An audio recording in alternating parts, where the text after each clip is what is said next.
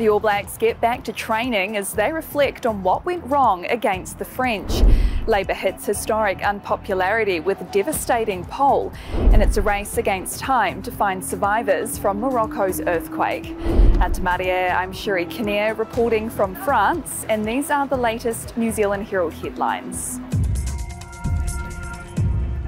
The All Blacks have spent some time reflecting on their opening loss to hosts France in the Rugby World Cup as they prepare for their next pool match. The team's back at base here in Lyon and back on the pitch. Former head coach Steve Hansen even making an appearance during training today. All Blacks lock Scott Barrett, meanwhile, says they've taken lots of lessons from the opening game. I think it was 12-4, the penalty count, and when Ramos is kicking them from everywhere, it goes a long way to winning a test match, and that's how it panned out on the night. So yeah, that's a tough lesson, but we'll certainly learn from that and yeah, look to, I guess, reduce our penalty count. The All Blacks play Namibia on Saturday morning. To election news now, and Labour's chances of clinching a third term in government look to be slipping away. There's now a 14-point gap in support between them and National, according to latest News Hub Read research. Labour is down to 26.8%, while the Nats hit 40.9%, while both party leaders are on 22.5% for preferred Prime Minister. It comes off the back of Labour announcing its free dental for under-30s policy. Meanwhile, today's the day we get a good look at the government's books. ASB expects the pre-election economic and fiscal update to show a weaker fiscal position than Budget 2023 forecast.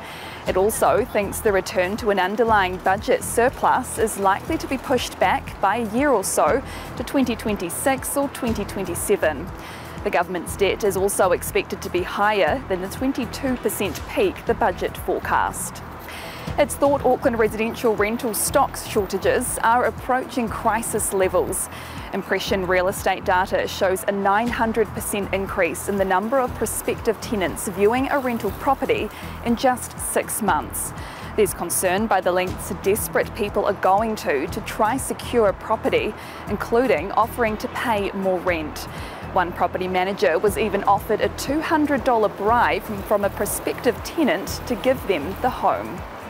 And to world news, rescuers are racing against time to find survivors in the rubble more than 48 hours after Morocco's deadliest earthquake in more than 60 years. More than 2,600 people have been killed in a disaster that's devastated villages in the high Atlas Mountains. Search teams from Spain, Britain and Qatar are joining efforts to find survivors of the 6.8 magnitude quake that struck on Saturday. And those are the latest New Zealand Herald headlines. For more news worth knowing, head to nzherald.co.nz. Kia pai te rā.